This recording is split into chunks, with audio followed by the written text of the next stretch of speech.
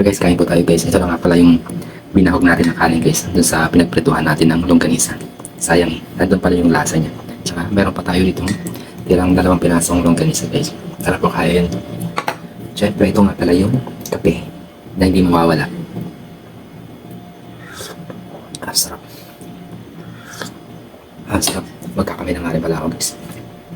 Tara po kain. Sarap na ito guys. Sarap.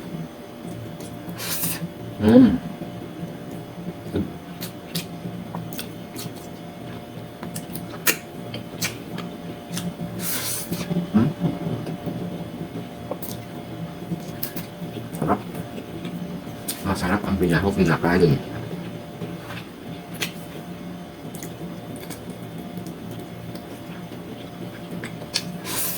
Mm-hmm.